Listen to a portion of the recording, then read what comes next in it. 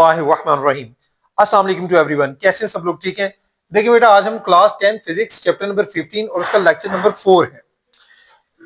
Last time हमने chapter complete कर लिया था। आज हम इसकी एक्सरसाइज जो है वो डिस्कस करेंगे। उसमें पहला क्वेश्चन है आपका एमसीक्यूज।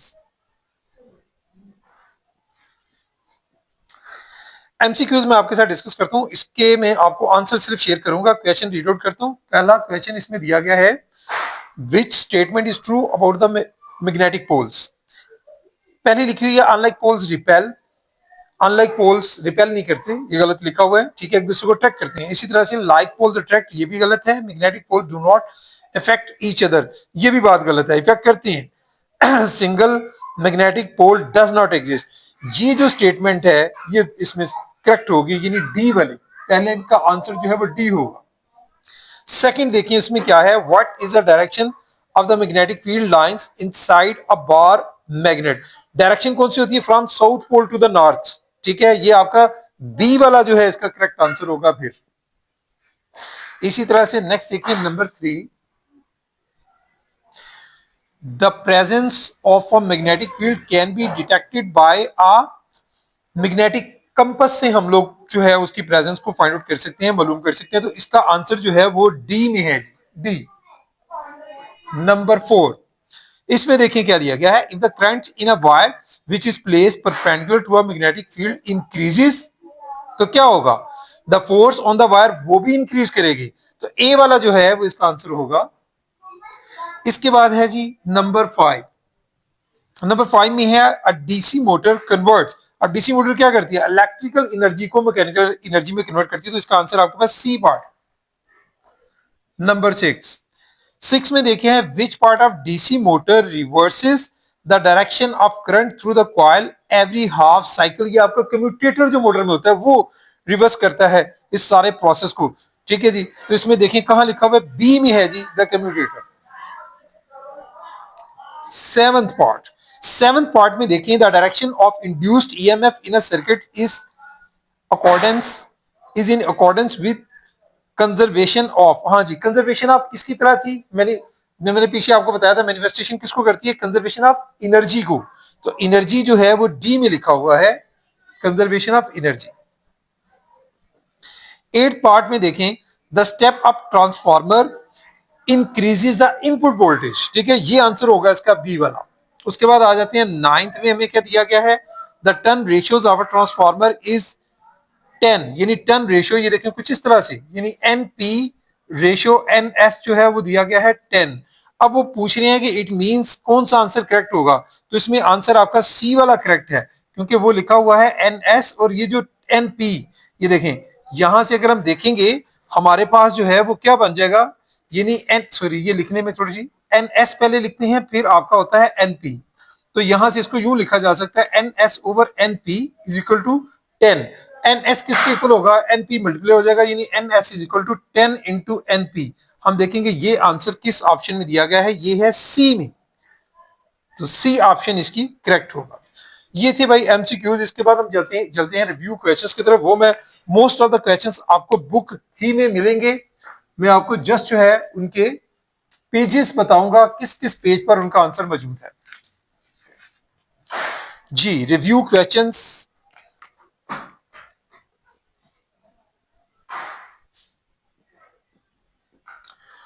पहला है 15.1। मैं क्वेश्चन जो है वो आपके साथ शेयर करूंगा, बोलूंगा, उसके बाद फिर मैं आपको बताऊंगा कि आपको बुक के किस पेज पर इसका आंसर मिलेगा exactly. Demonstrate by an experiment that a magnetic field is produced around a straight current carrying conductor. तो ये बेटा आप बुक के पेज नंबर आ जाएं 119 पर। अपनी बुक के पेज नंबर 119 पर आपको इसका आंसर जो है वो मिलने वाला है जी। पेज नंबर 119 पर टॉपिक है magnetic effects of a steady current. इसमें इसको आपका आंसर मिलेगा, यानी पेज नंबर 119। उसके बाद आ जाते हैं 15.2 का आंसर आपको कहां मिलेगा। क्वेश्चन है, state and explain the rule by which the direction of the lines of force of the magnetic field around a current carrying conductor can be determined.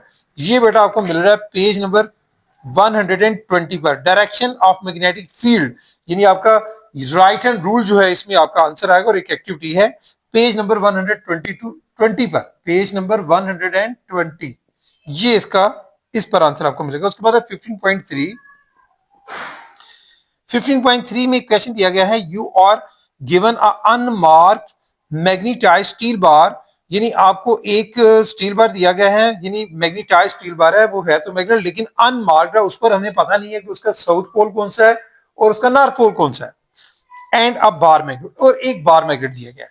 तो its north and south ends are marked N and S separately, मतलब दो आपके पास देखें, एक आपके पास इस तरह से बार मैग्नेट दिया गया है जिसका हमें पता है ये एन पोल है, ये उसका एस पोल है, लेकिन एक दूसरा मैग्नेट जो है स्टील बार मैग्नेट, उसके हमें दोनों पोल्स में से नहीं पता कि ये पोल इसका कौन सा है, ये उसमें मार्क नहीं किया हुआ। अब क्वेश्चन क्या है, क्वेश्चन ये है कि इट्स नॉट, मतलब show how you would determine the polarity at each end of the unmarked bar, आपको कैसे पता चलेगा कि भाई इसके जो दोनों एंड्स हैं वो कौन सा नॉर्थ है कौन सा साउथ है, ये पूछा गया है क्वेश्चन में, क्योंकि इस पर मार्क नहीं किया गया, ये भी एक मैग्नेट ही है स्टील का, ठीक है, और ये एक बार मैग्नेट जिस पर मेंशन है। हम क्या करेंगे, सपोज हम इसका ये एक एंड जो है वो इसके करीब लेके जाते हैं, अगर हम इसके करीब लेके जाते हैं ये वाला एंड जो है मैग्नेट का, तो इसके साथ हम देखते हैं करीब ले जाने के बाद हम देखेंगे कि अगर ये वाली साइड जो है इस जो नॉर्थ मैग्नेट, ये जो नॉर्थ इसकी साइड है इसके साथ अगर वो अट्रैक्ट कर जाती है, क्या करेगी,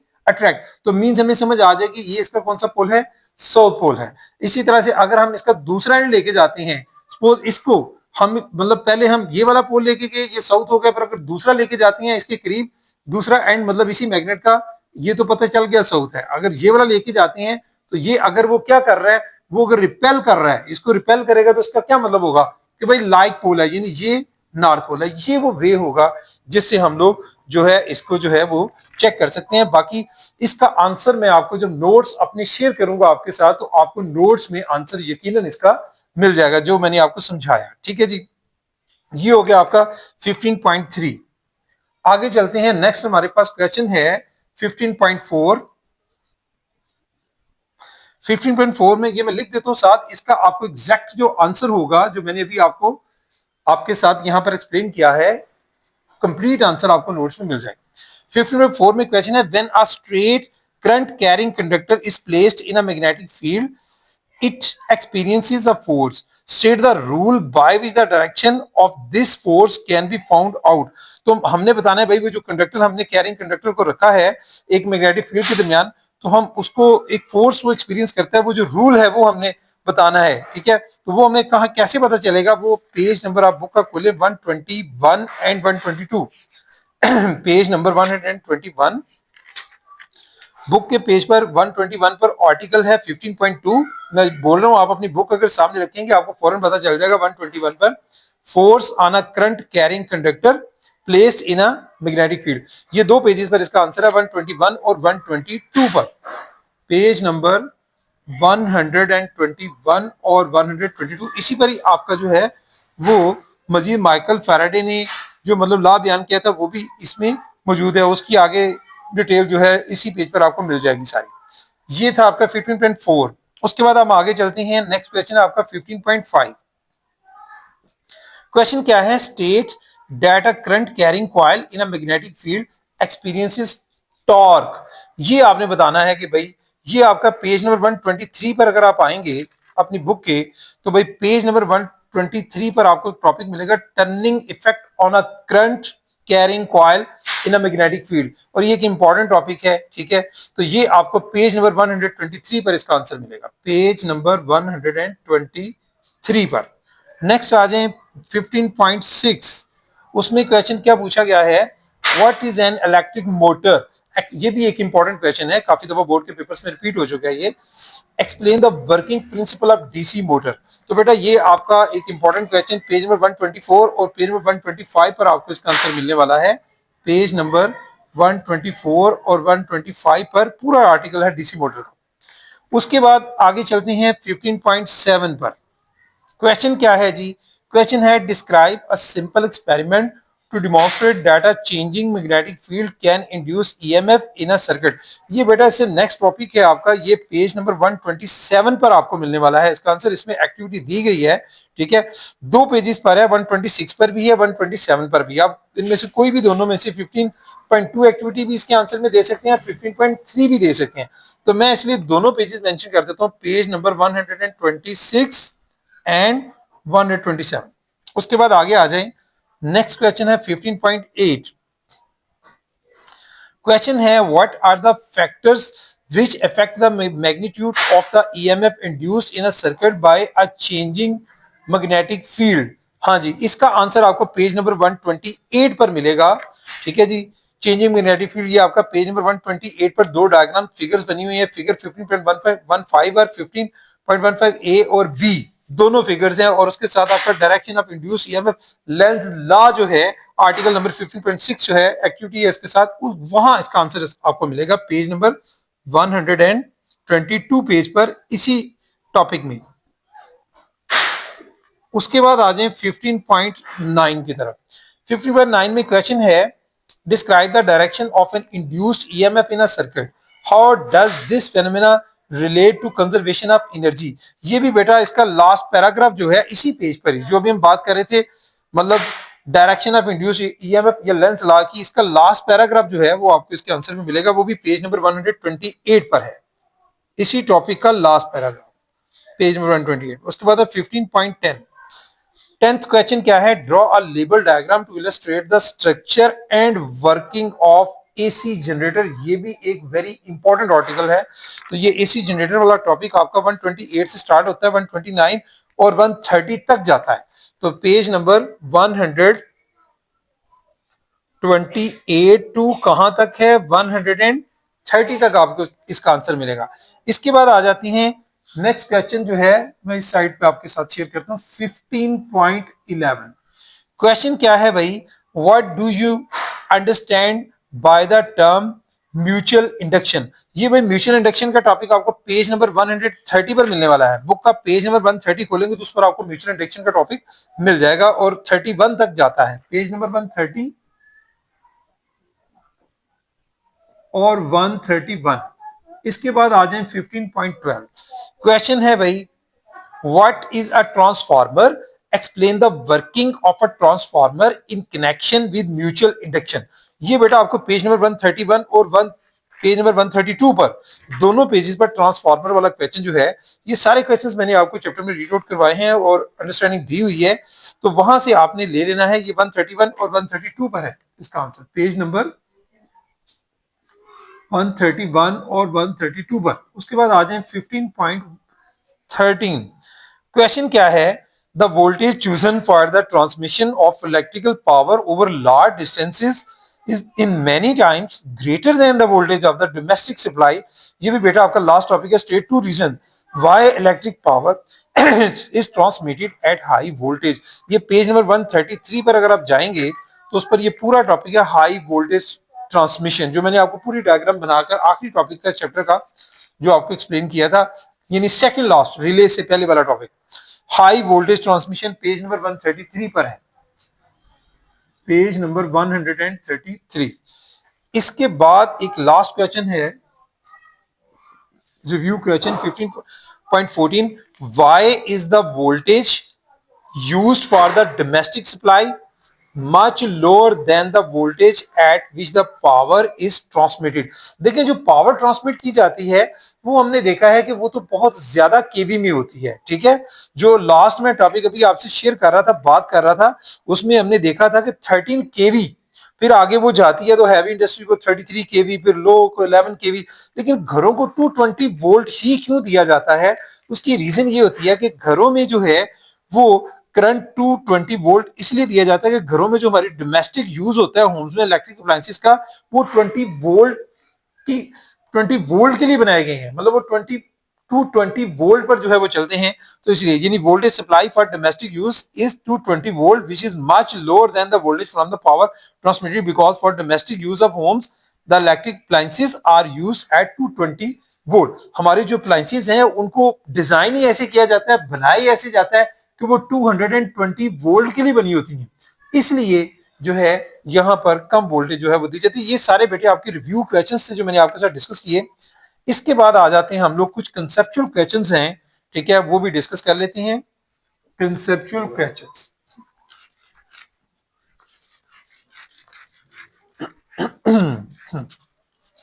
जी हमारा नेक्स्ट टॉपिक है कंसेप्चुअल क्वेश्चंस।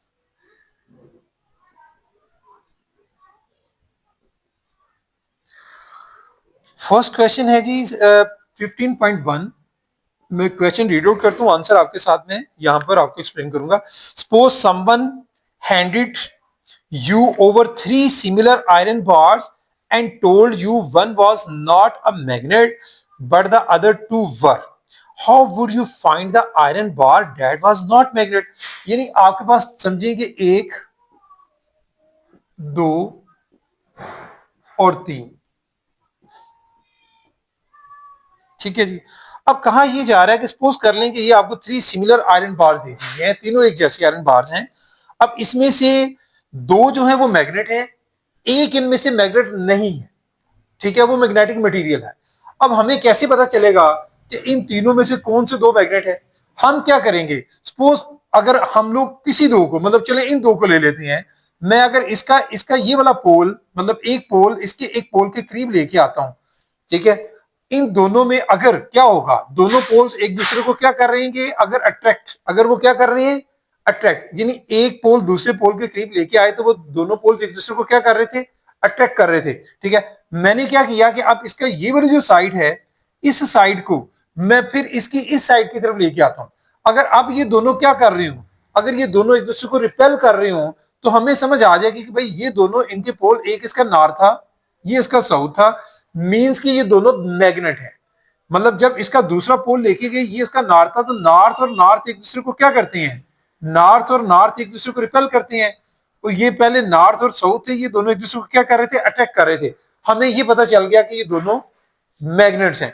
तीसरा हमारे पास जो है वो मैग्नेट, कैसे पता चलेगा कि वो मैग्नेट नहीं है? अब हम इसको लेके आते हैं, सपोज, मतलब इसको अगर सपोज हम इसको चेक नहीं करते, ये तो चलिए मैंने चेक किया, तो मतलब जैसे मैंने आपको बताया कि दोनों साइडें चेक की, एक साइड जो वो अटैक कर रही थी, दूसरी रिपेल कर रही थी, मतलब उसी की एक ही साइड के साथ, तो मीन पता चला कि वो दोनों जो है वो मैग्नेट है। अगर हम इसको लेके जाते इसके करीब या इसके करीब, तो क्या होता, मतलब इसकी एक साइड हम इसके करीब लेके जाते तो वो क्या करती, अट्रैक्ट करती।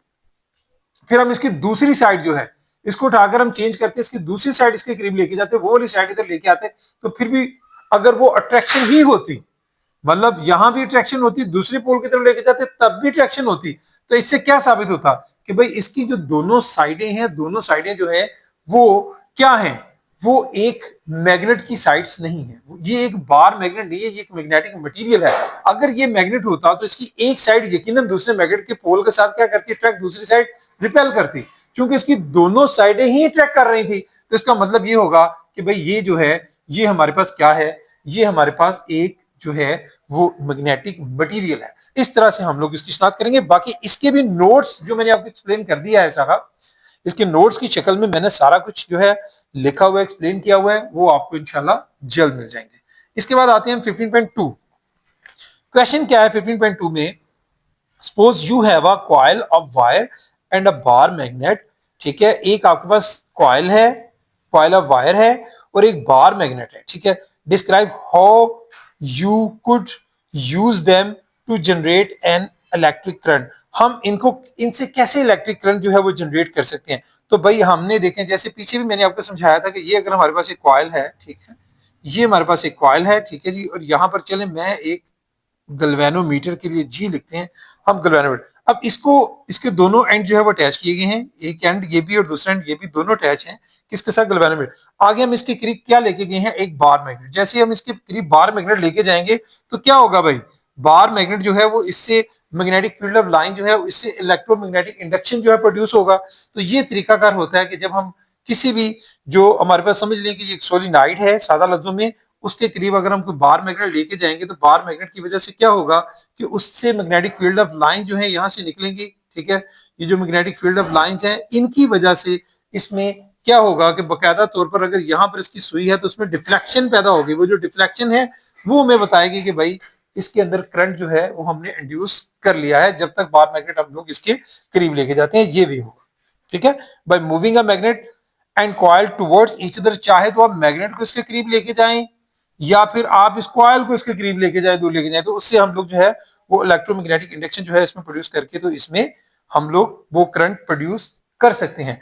यानी दोनों से हो सकता है, इसको भी मूव करने से और मैग्नेट को। ये था आपका 15.2।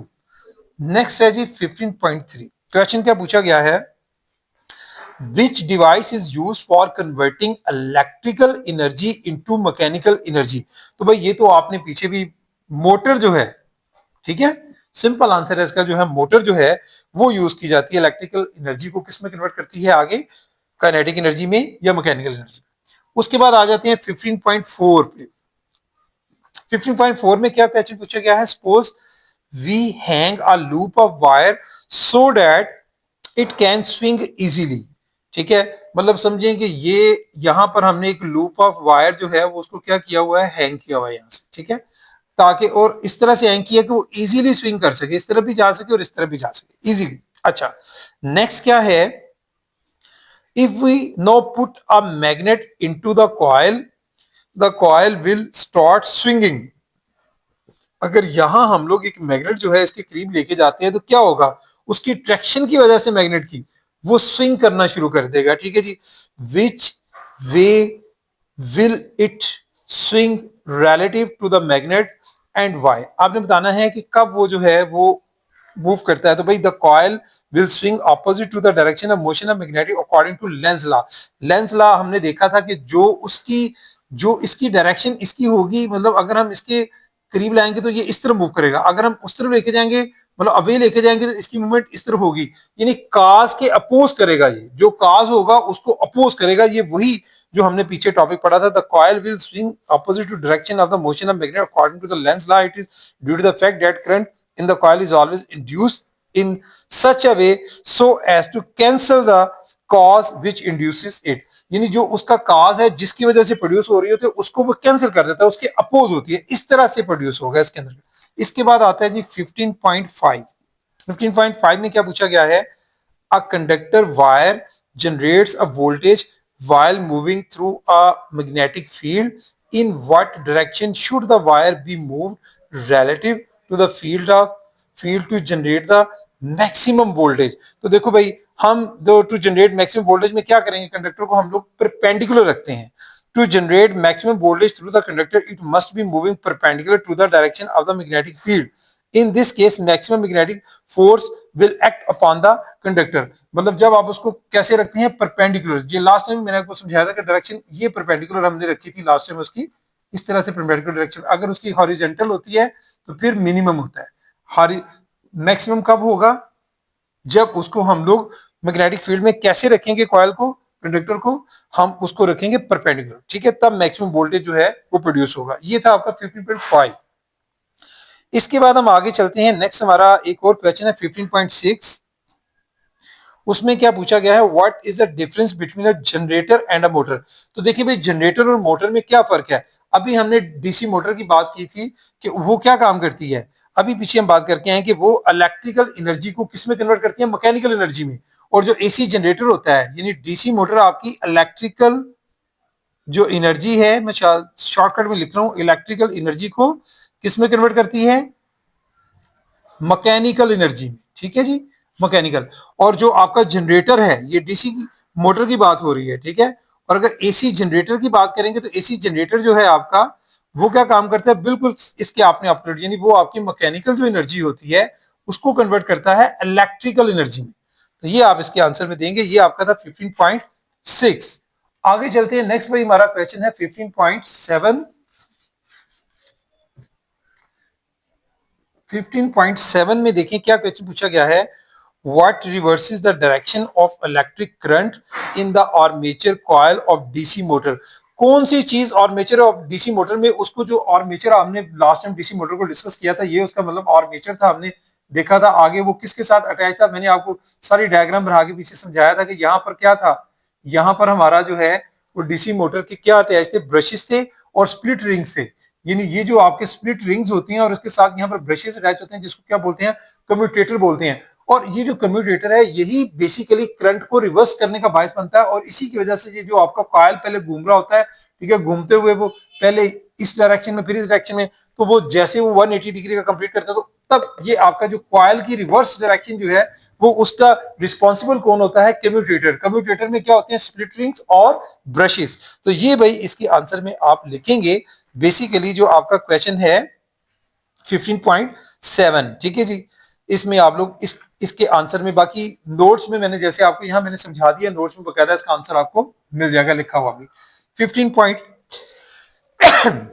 सॉरी 15.8 की तरफ जाते हैं। देखिए उसमें क्वेश्चन क्या पूछा गया है? a wire lying perpendicular to an external magnetic field carries a current in the direction shown in the diagram। मतलब एक डायग्राम बनी हुई है कुछ इस तरह से, देखें मतलब यहां पर एक मैग्नेट बुक वालों ने बना के दिखाया हुआ है आपको, ये साउथ पोल और ये इसका नॉर्थ पोल, और इसके आगे यहां पर एक वायर जो है, ये देखिए यहां पर एक कंडक्टर है, ये एक समझिए एक कंडक्टर बनाया हुआ है और उसको अटैच किया गया है यहां से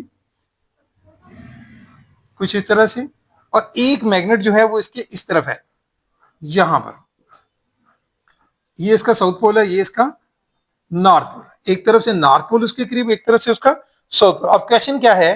क्वेश्चन ये कह रहे हैं कि wire lying perpendicular to an external magnetic field, ठीक है जी। तो नेक्स्ट वो ये कह रहा है कि भाई इसमें इसमें जो है field carries a current in a direction shown in the diagram below, in what direction will the wire move due to the resulting magnetic force. देखिए भाई यहां पर अगर आप देखते हैं इसको, ये इसका नॉर्थ पोल है, ये इसका साउथ पोल है, ठीक है। ये फ्लेमिंग का जो आपका लेफ्ट हैंड रूल है वो इसकी डायरेक्शन आपको बताएगा कि जो डायरेक्शन होगी वो किस तरफ होगी, इसकी डाउनवर्ड डायरेक्शन होगी फ्लेमिंग के लेफ्ट हैंड। आपको फ्लेमिंग का लेफ्ट हैंड मैंने समझाया था कि ये फ्लेमिंग का लेफ्ट हैंड होता है, ठीक है। ये आपका थंब, ये फिंगर, ये सारे एक दूसरे पर म्यूचुअली परपेंडिकुलर होते हैं, ठीक है, उस रूल से। तो सादा लफ्ज में आप कह सकते हैं कि वायर जो है हमारी according to Fleming's left hand rule it will move downward direction, यानी ये डाउनवर्ड डायरेक्शन में। इसके बाद एक लास्ट क्वेश्चन है 15.9, उसमें पूछा गया है can a transformer operate on direct current? क्या आपका ट्रांसफार्मर जो है वो डायरेक्ट करंट पर ऑपरेट हो सकता है? भाई नेवर एवर, कभी भी नहीं हो सकता, क्योंकि उसमें जो है ऑल्टरनेटिंग करंट होगी तो फिर ही आगे, क्योंकि उसने क्या करना होता है? स्टेप अप स्टेप डाउन, मतलब उसने चेंज करना होता है, वेरिएशंस की वजह से ही ट्रांसफार्मर चलता है, कभी कम कभी ज्यादा। अगर डीसी डायरेक्ट होगी तो उस पर वर्कआउट नहीं करेगा। तो no the cycle does not change in DC, that is why there is not change in magnetic flux, ही चेंज नहीं होगा in the core of transformer. तो that is why there is no change of flux in secondary coil and current is not induce, यानी current induce ही इस वजह से होगी जब उसमें वेरिएशंस होगी, ऑल्टर यानी जो करंट है वो डीसी की बजाय ऑल्टरनेटिंग करंट होगी, ठीक है जी। ये है जी आपके सारे वो क्वेश्चंस जो मैंने आपके साथ डिस्कस कर दिए, कंसेप्चुअल क्वेश्चंस। इसके बाद हम लोग जो है वो चलते हैं नेक्स्ट इसके टॉपिक की तरफ। नेक्स्ट इसका जो टॉपिक है वो है भाई न्यूमेरिकल सॉल्व। न्यूमेरिकल सॉल्व करने के लिए बेटा याद रखिए हमेशा कैलकुलेटर आपके पास जो है वो जरूर होना चाहिए, क्योंकि आप लोग कैलकुलेटर अगर आपके पास होगा तो आप लोग जो है उन्हीं क्वेश्चंस को सॉल्व करते हुए आप आसानी से कैलकुलेशंस कर लेते हैं। तो इसलिए अपना कैलकुलेटर जो है वो पकड़ लें और रेडी हो जाएं भाई। न्यूमेरिकल्स हम स्टार्ट करने जा रहे हैं, आखिरी इसके टॉपिक है। पहला न्यूमेरिकल है जी 15.1, न्यूमेरिकल नंबर 15.1। उसका मैं स्टेटमेंट रीड आउट करता हूं, डेटा बनाता हूं। A transformer is needed to convert a mains to 40 volt, यानी हमारे पास जो है मेन वोल्टेज दी गई है, ठीक है। याद रखें मेन वोल्टेज को आप किससे डिनोट करेंगे? वी पी से, यानी वो प्राइमरी वोल्टेज कहलाती है, मेन वोल्टेज होती है। Supply into a 12 volt supply किस में कन्वर्ट हो रही है? सेकेंडरी में, यानी प्राइमरी आपकी मेन वोल्टेज होती है। तो यहां पर आपने मेंशन करना है कि primary voltage, primary voltage main voltage mean primary voltage means आप इसको लिख सकते हैं वी पी, कितनी दी गई है? 240 वोल्ट। उसके बाद देखिए नेक्स्ट क्या है? इनटू 12 वोल्ट सप्लाई, यानी ये आपकी सेकेंडरी वोल्टेज, सेकेंडरी वोल्टेज उसको आप डिनोट करेंगे वी एस से, P for primary, V for voltage, इसी तरह से V for voltage, S for secondary के लिए S लगाएंगे और वो कितनी दी गई है 12 वोल्ट। नेक्स्ट देखें आगे क्या है, if there are 2000 turns on the primary coil, primary coil के नंबर ऑफ टन्स देखें, यानी number of turns on primary coil, number of turns on primary coil, इसको हम डिनोट करते हैं एनपी से, नंबर ऑफ टर्न्स के लिए एन और पी फॉर प्राइमरी कॉइल्स, कितनी दी गई है 2000, तादाद है इसलिए इसका कोई यूनिट नहीं होता, याद रखिएगा। अच्छा, then find the number of turns on the secondary coil, आपने जो फाइंड आउट करनी है वो करनी है number of turns on secondary coil,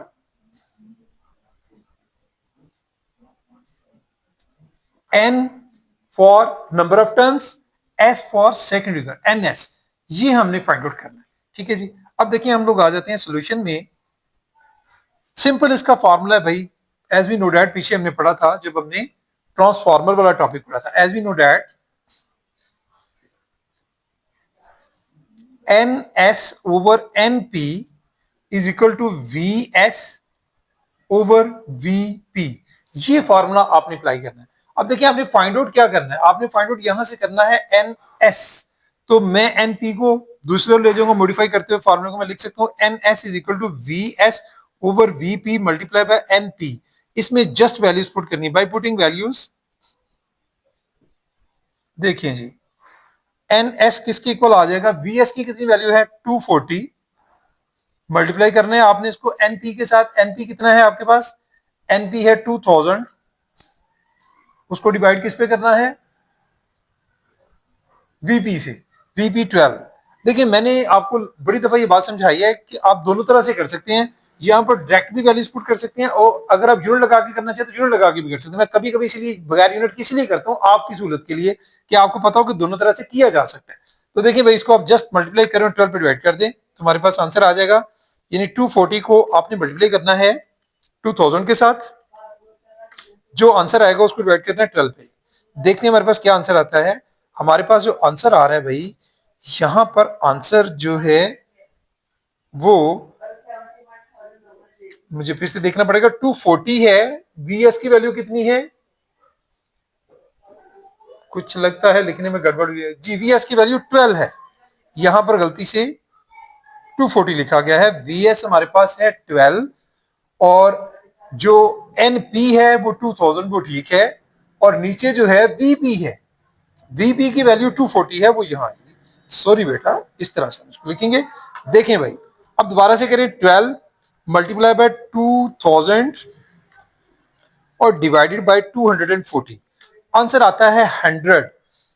ठीक है जी, ये जो 100 है ये हमारे पास नंबर ऑफ टर्न्स हैं ऑन सेकेंडरी कॉइल, यही हमने फाइंड आउट करना था। ये आपका भाई पहला न्यूमेरिकल होगा, सिंपल था, बस वो वैल्यूज पुट करते हुए जल्दी जल्दी में हम जो वैल्यू वीएस की थी वो हम वीपी की जगह पुट कर गए। ठीक है, थोड़ा सा ध्यान करना होता है। उसके बाद आते हैं नेक्स्ट न्यूमेरिकल की तरफ, 15.2 की तरफ। जी 15.2 में देखें हमारे पास क्या क्या चीजें गिवन है वो पहले लिखें। न्यूमेरिकल नंबर 15.2, डेटा बनाएंगे इसका भी। देखें भाई, a step up transformer has a turn ratio, step up transformer की रेशियो दी गई है 1:100। ठीक है जी, तो आप लिखें जी, यानी इसी रेशियो से आप दोनों चीजें लिख सकते हैं, नंबर ऑफ कॉइल्स, जो स्टेप अप ट्रांसफार्मर है पहले आपके पास एनपी और दूसरा क्या है एनएस है। ठीक है, तो यहां लिखें number of coils, number of turns on primary coil,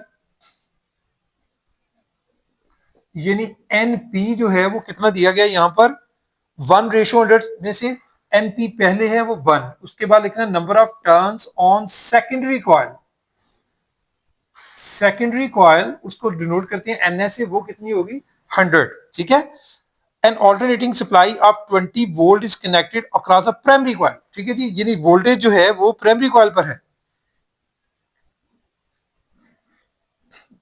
voltage on primary coils जिसको आप वीपी से डिनोट करेंगे, और कितना दिया गया है वोल्टेज, प्राइमरी कॉइल के साथ वोल्टेज दिया गया है सप्लाई 20 वोल्ट, देखिए जी 20 वोल्ट। अच्छा नेक्स्ट आगे वो कह रही है is connected across a primary, what is a secondary voltage, आपने सेकेंडरी वोल्टेज फाइंड आउट करना है। ये तो हो गया वोल्टेज ऑन प्राइमरी कॉइल, ठीक है जी। तो सेकेंडरी वोल्टेज आपने फाइंड आउट करना है, सेकेंडरी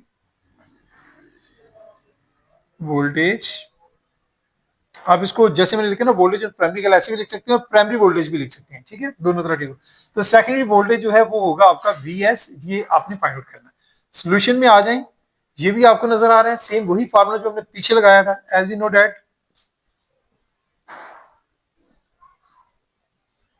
देखिए जी N S over N P is equal to V S over V P. अब देखिए फाइंड आउट हमने क्या करना है, यहां पर हमने वी एस फाइंड आउट करना है। तो एन जो वी पी है वो डिवाइड कर रहा है इसको, इसको दूसरे ले जाएं, यानी N S over N P multiply by V P is equal to V S. इसमें वैल्यूज पुट कर दें बाय पुटिंग वैल्यूज जी। हमारे पास एन एस की वैल्यू कितनी है, एन एस है हमारे पास 100 डिवाइडेड बाय एनपी, एनपी कितना है 1, और उसको किसके साथ मल्टीप्लाई करना है अपने वीपी के साथ, वीपी कितना है 20 वोल्ट। तो वी एस हम निकाल लेंगे यहां से भाई, 20 को आप 100 से मल्टीप्लाई कर दें तो सिंपल 20 को 100 से करेंगे नजर आ रहा है 2000, यानी 2000 जो है वोल्ट वी एस है। इस क्वेश्चन में मैंने आपकी खातिर जो है वो विद यूनिट इसको सॉल्व किया है साथ लगाते हुए, ठीक है, दोनों तरह से कर सकते हैं। ये हो गया आपका जी न्यूमेरिकल नंबर 15.2। इसके बाद नेक्स्ट 15.3 की तरफ जाती हैं।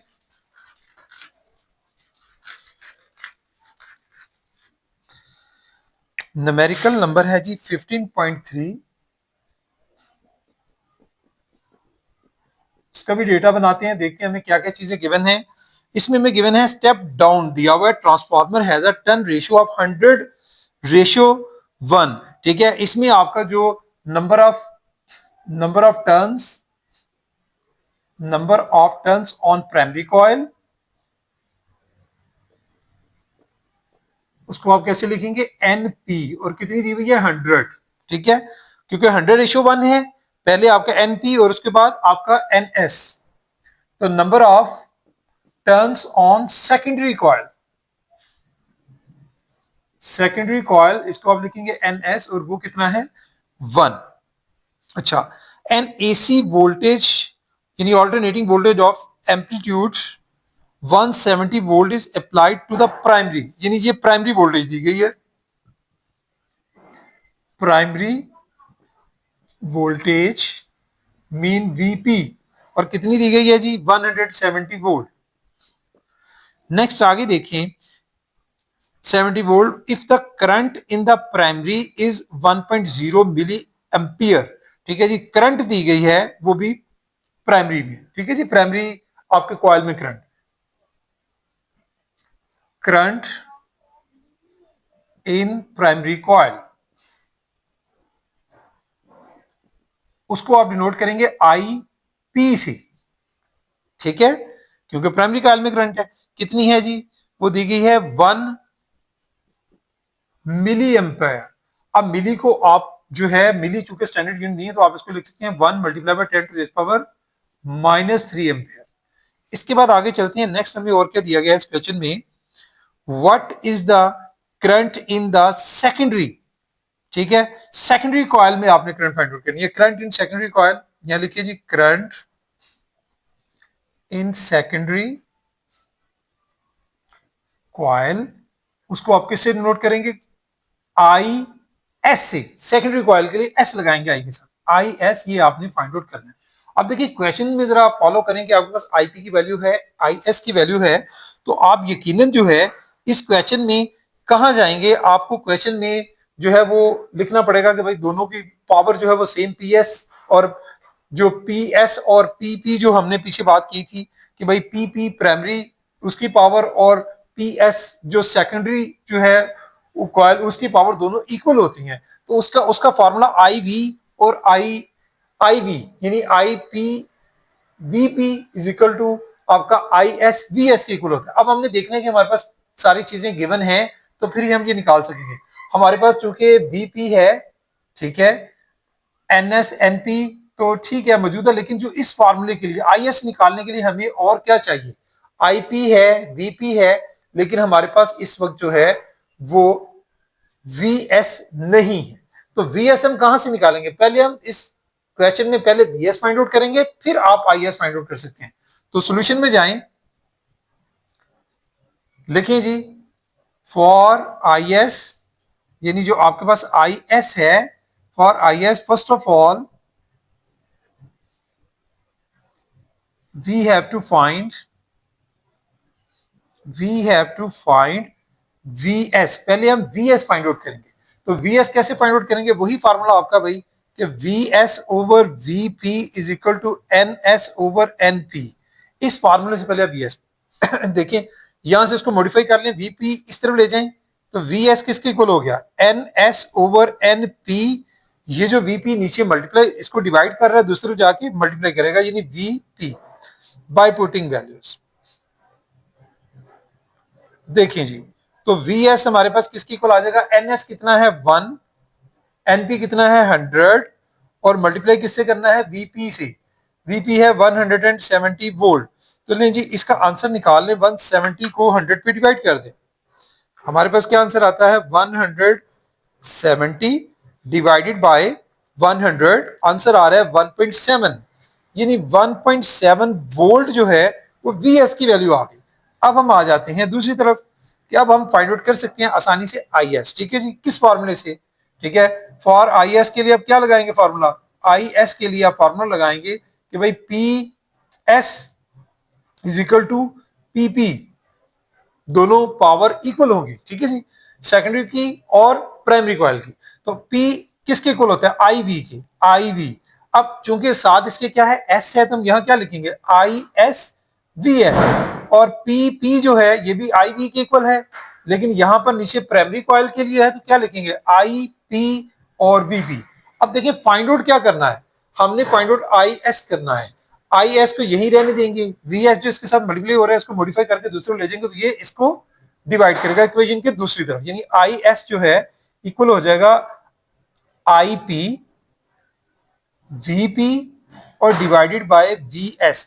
इसमें वैल्यूज पुट करेंगे अब हम बाय पुटिंग वैल्यूज जी।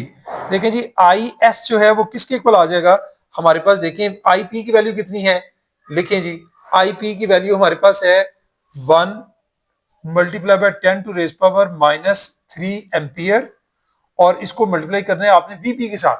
VP कितने है हमारे पास 170 वोल्ट, और इस सारे को डिवाइड किस पे करना है 1.7 वोल्ट से, ठीक है जी, VS की वैल्यू। अब इसको जरा सॉल्व कर लेते हैं हम लोग।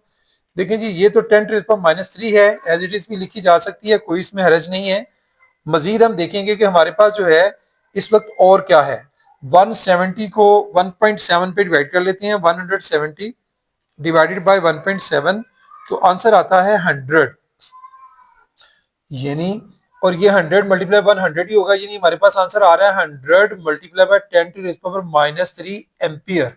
ये वोल्ट वोल्ट से कट के मॉडिफाई होते हुए अब ये एम्पियर में हमारे पास आंसर आ रहा है 100 मल्टीप्लाई बाय 10 बाय -3। मजीद इसको थोड़ा सा अगर हम सॉल्व करें तो हम इसको यूं भी लिख सकते हैं कि 100 मल्टीप्लाई बाय 10 बाय -3, नीचे जाकर पावर उसकी क्या हो जाएगी पॉजिटिव, या आप इसको 1 बाय 1000 भी लिख सकते हैं। अब ये 2 जीरो इनसे कट जाएंगे, बाकी क्या रह गया 1/10। 1/10 को अगर आप सॉल्व करेंगे कैलकुलेटर में, सिंपल आंसर आ जाएगा 0.1। तो 0.1 एम्पियर जो है वो भाई इसका आंसर होगा। ये था आपका 15.3 नंबर। इसके बाद हम आगे चलते हैं, नेक्स्ट हमारा न्यूमेरिकल है 15.4।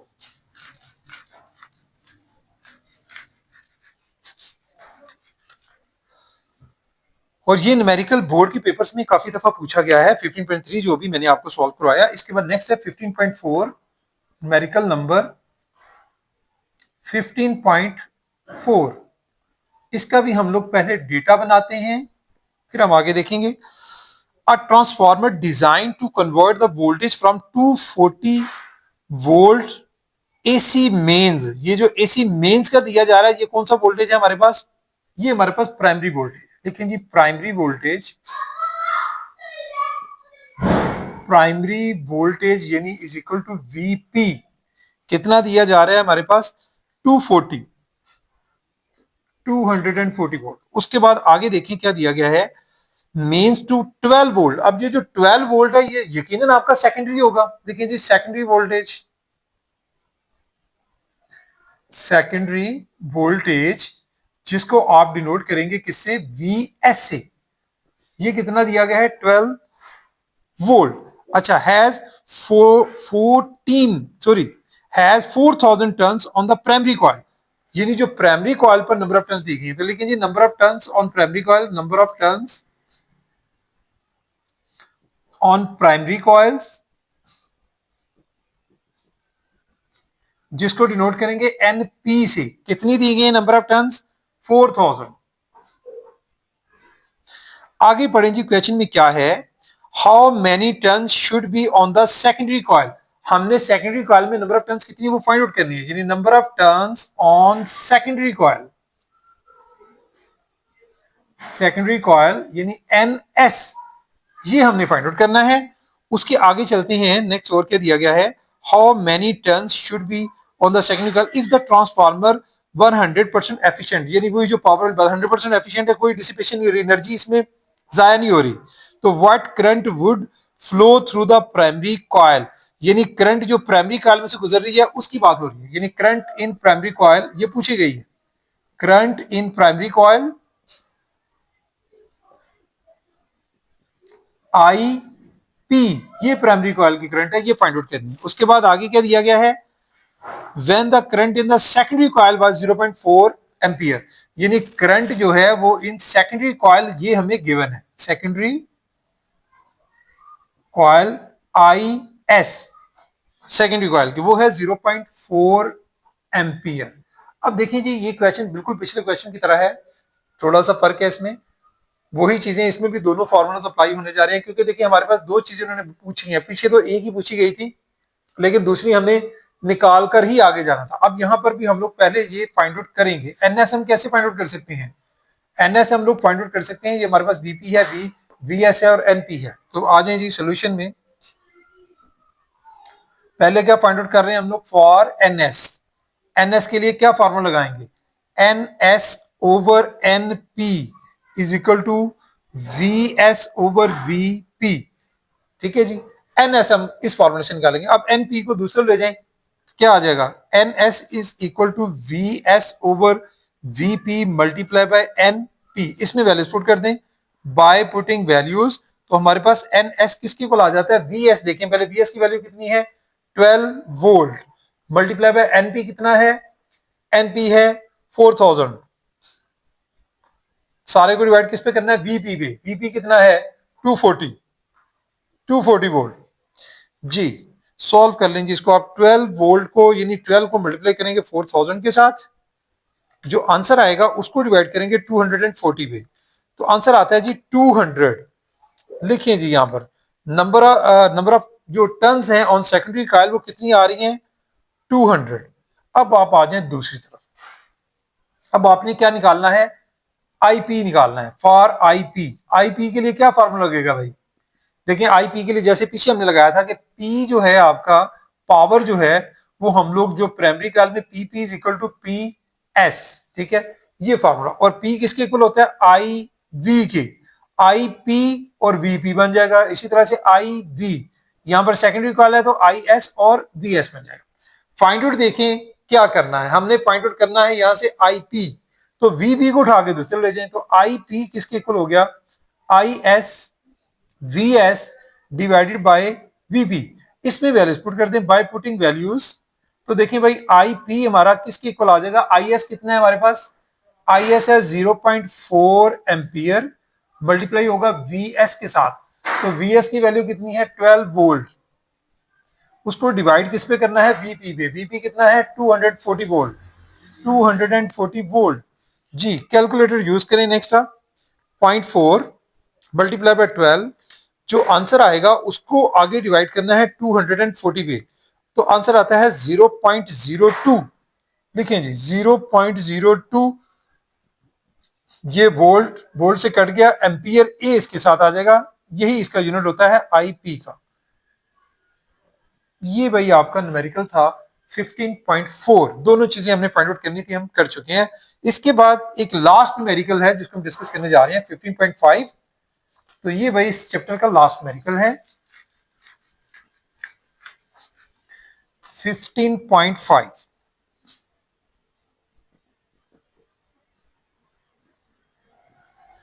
देखें जी, डेटा बनाते हैं सबसे पहले।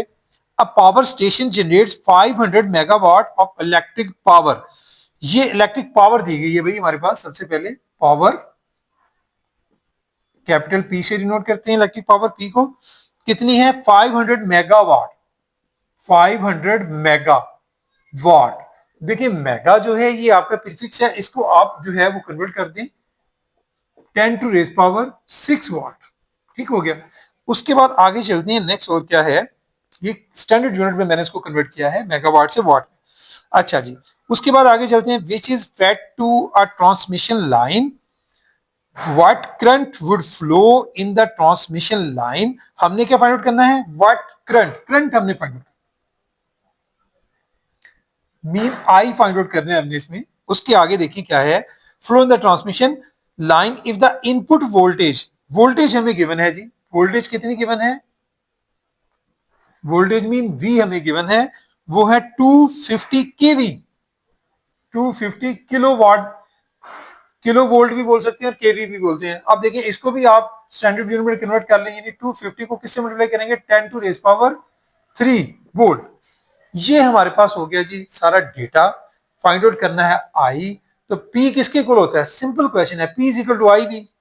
सोल्यूशन में जाएं, as we know that capital P power is equal to I V. Find out क्या करना है आपने? यहां से आपने फाइंड आउट यहां से करना है आई, तो v को उठाकर इस तरफ ले जाएं, यानी p over v is equal to I. अब क्या करेंगे? इसमें वैल्यूज पुट कर, बाय पुटिंग वैल्यूज। देखिए जी, पावर p की वैल्यू कितनी है? 500 multiply by 10 to the power 6 watt और डिवाइडेड बाय जी, v की वैल्यू कितनी है? 250 multiply by 10 to the power 3 volt. ये हमारे पास जी आई है। अब इसको हम लोग जो है वो सॉल्व कर लेंगे। 500 को अगर आप 250 पे डिवाइड करते हैं तो आंसर क्या आता है जी? हमारे पास सिंपली आंसर आ जाता है 2। मैं जरा ज्यादा आसान तरीके से समझा देता हूँ। 500 को 250 पे डिवाइड करेंगे, क्या आएगा आंसर? 2। अब 10 टू रेज पावर 6 है और नीचे क्या है? 3, ऊपर जाके माइनस हो जाएगी। ठीक है जी। अब यहां से करंट का यूनिट जो है आपको पता है वो एम्पियर होता है, यकीनन आई इज इक्वल टू, ठीक है, आई बनाना हो इस तरह से, थोड़ा सा वैसे 1 लग रहा है कुछ भी, मतलब थोड़ा सा इस तरह कर दें ताकि आई की शेप लगे, कोई हरज नहीं। अच्छा देखें, अब ये 2 मल्टीप्लाई बाय 10 टू रेज पर क्या आ गया? 6 में 3 माइनस करेंगे 10 टू रेज पावर 3। तो भाई ये आपके पास आंसर होगा एम्पियर में करंट आई। यही हमने फाइंड आउट करना था। यही हमारा भाई आज का लास्ट न्यूमेरिकल था। तो इस तरह से हमारा लेक्चर जो है वो कंप्लीट होता है भाई। तो आप लोगों ने करना क्या होता है, वही बातें जो आपसे बार बार रिपीट करता रहता हूँ अक्सर मैं। न्यूमेरिकल्स की अंडरस्टैंडिंग लेना बहुत अच्छी बात है, समझना सारा कुछ ठीक है, लेकिन आते तब है बेटा आपको करने जब आप अपने हाथों से करते हैं। तो यकीनन आप अपने हाथों से प्रैक्टिस करेंगे तो आप इसमें जो है वो महारत हासिल करेंगे और आप इजीली इनको सॉल्व कर सकेंगे। आज के लिए बेटा इतना ही। Thank you very much. अस्सलाम वालेकुम।